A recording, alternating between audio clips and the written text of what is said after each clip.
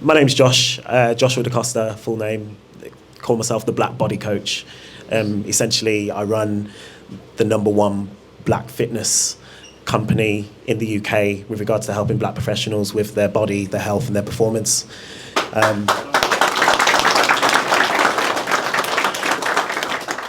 Why do I do that is simply because the statistics don't really stand for us. You know, they're really against us in terms of black men, especially in the UK.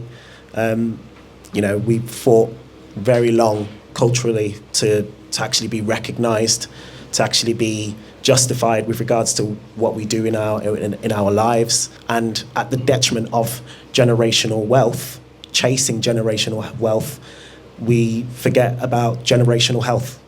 And it's important to try and bridge that gap together. That's game. Yeah. Let's go.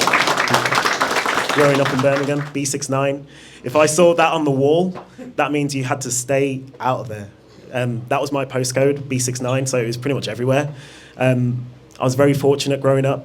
My mum shielded me away from all of that, to be honest, shoved me into extracurricular activities. So I was very, very lucky. I was very fortunate growing up that I didn't get involved in any of that. But I saw it. I was still involved in it. I was still a second ear to it. And essentially I saw what that did to people, not just the people involved, but the people that were on the outskirts of that. My father was a good dad, but he wasn't around. It sounds strange to say that. He's still a good dad, I still love him, but he was the opposite side of the UK, very distant. And essentially, now that I have my son, he's 3 years old, he's everything to me. Absolutely everything. So everything I do is mainly for him.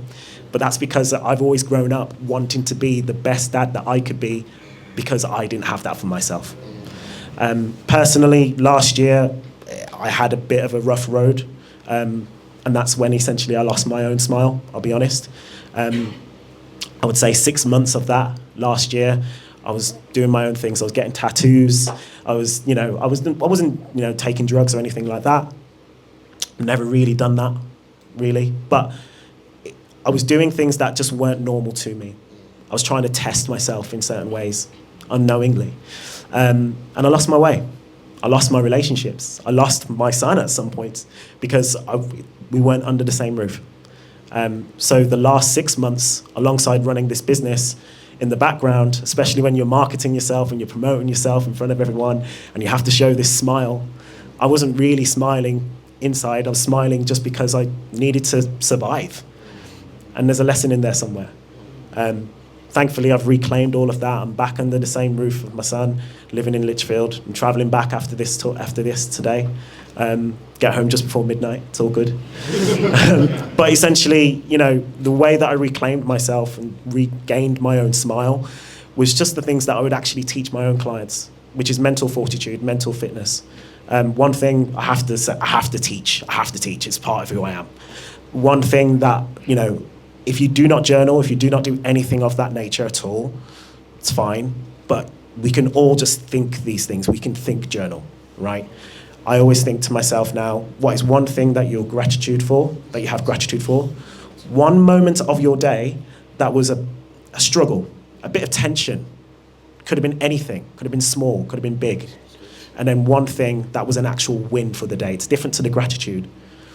Gratitude is like what you're grateful for. What is the win that you identify with today? I guarantee if you do that just today, I'm sure we have loads of things that we're grateful for today.